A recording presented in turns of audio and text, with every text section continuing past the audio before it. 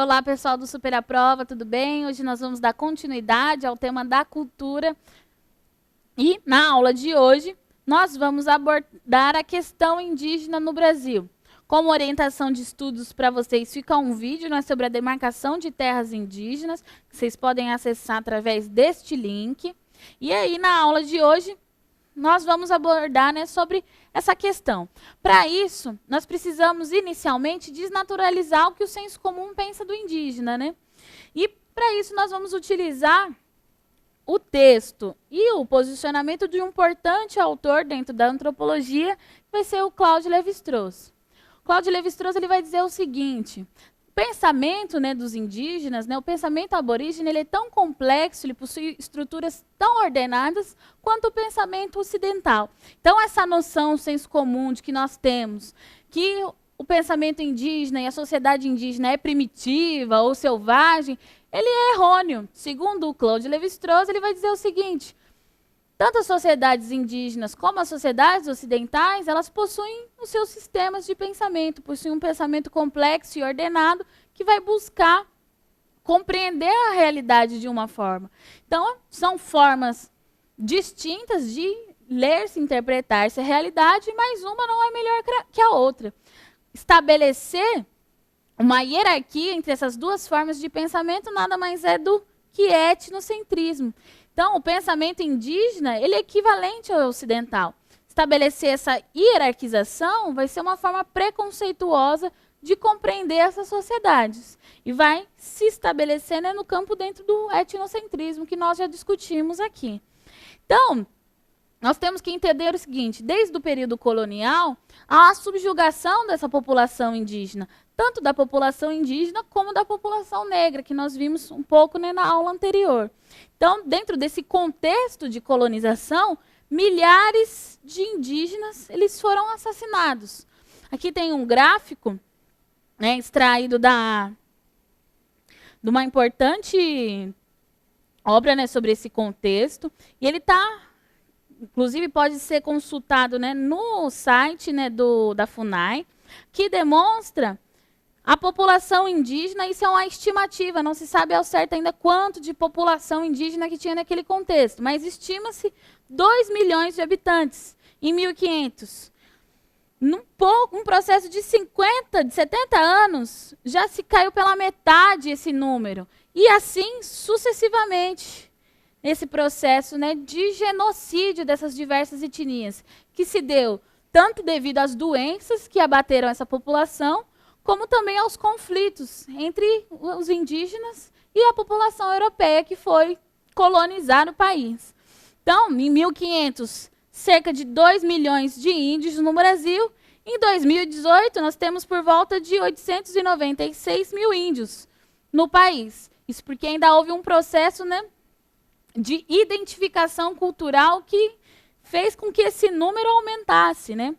Nós vamos ver essas estimativas ao longo do tempo. Nós vemos esse processo, né, de aceitação e identificação cultural em relação à cultura indígena. Então, ó, desde o período colonial, nós vemos o quê? A luta dos povos indígenas pela manutenção da sua etnicidade. E a todo momento, o indígena é tratado de maneira estereotipada, o que deveria ser um ser tutelado pelo Estado, o que deveria ser civilizado. Porque ainda entende-se, né, tem essa visão evolucionista de que o indígena é primitivo, que ele ainda precisa alcançar esse estágio de civilização, né, precisa então ser tutelado e civilizado pelo Estado, para ser integrado na sociedade brasileira. Então, ele não foi integrado como um construtor da história e do povo brasileiro.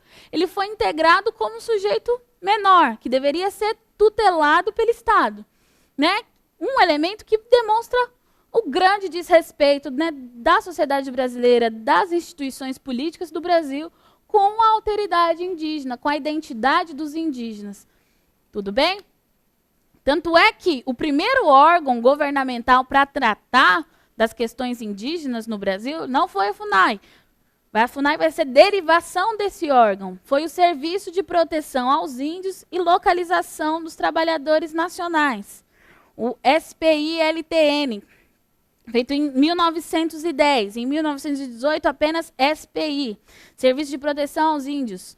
Então, que se buscava-se com esse primeiro órgão? Tinha o intuito de proteger e civilizar o indígena, então civilizá-lo e socializá-lo na sociedade brasileira, respeitando toda a sua cosmovisão, sua visão de mundo sobre a realidade, e utilizar a sua força de trabalho para o controle das fronteiras brasileiras. Tanto é que esse órgão ele vai ser comandado pelo Marechal Rondon, né, que muito conhecido aí quando nós passamos por diversas ruas, estudamos, né, a história do país, é um nome muito conhecido.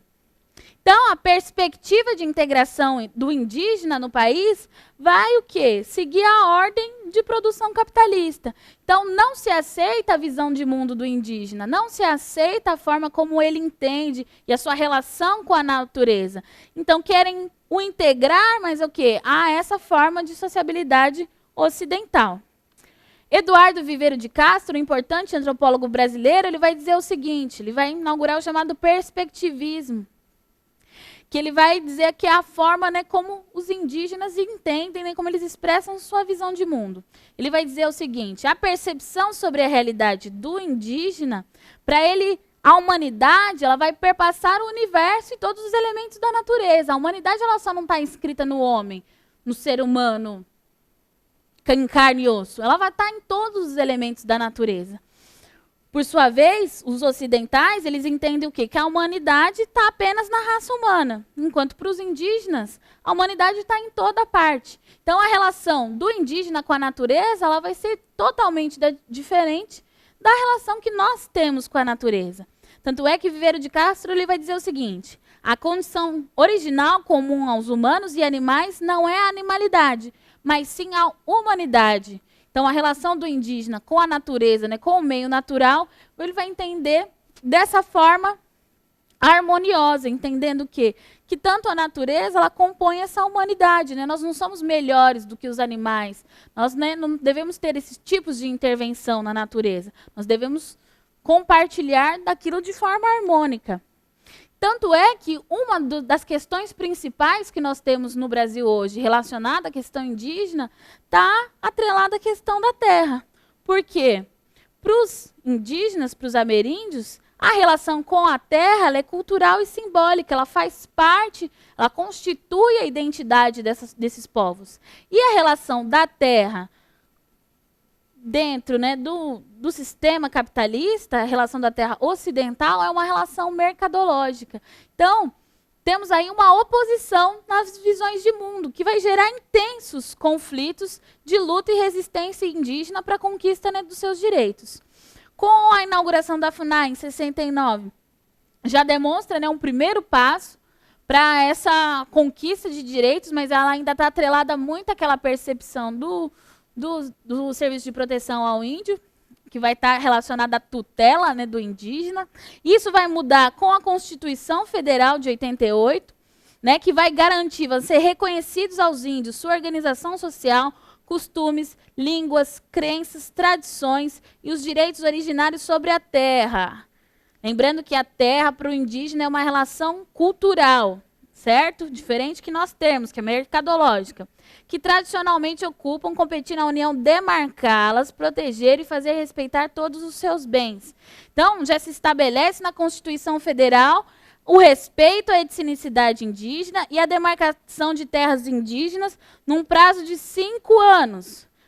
Constituição Federal de 88. Até hoje nós não temos a demarcação das terras indígenas em sua totalidade. O que nós vemos o quê? É uma negligência por parte do Estado, onde as preferências políticas, né, as vontades políticas, elas estão favorecendo outros setores da sociedade, e não os setores indígenas, o que contribui para um processo de conflito e disputa pela terra, entre latifundiários, grileiros, madeireiras, contra a população indígena, correto? E essa disputa, né, uma disputa pela terra e um conflito que está se dando atualmente, inclusive pelas terras já demarcadas. Lembrando que a demarcação de terras é importante, que as terras indígenas demarcadas são as que mais também têm preservação ambiental. Então, o indígena ele atua também com essa relação de preservação do meio ambiente. Então, esses conflitos e disputas pela terra se agravam cada vez mais por conta dessa negligência por parte do Estado, uma negligência que se arrasta aí desde a década de 80.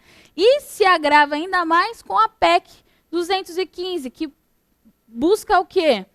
Extrair as demarcações do órgão, que é a FUNAI, e direcioná-las para o Legislativo, para o Congresso Nacional. No entanto, nós sabemos que dentro do Congresso tem poucas representações indígenas e dessas populações, o que vai enfraquecer ainda mais esse processo de demarcação.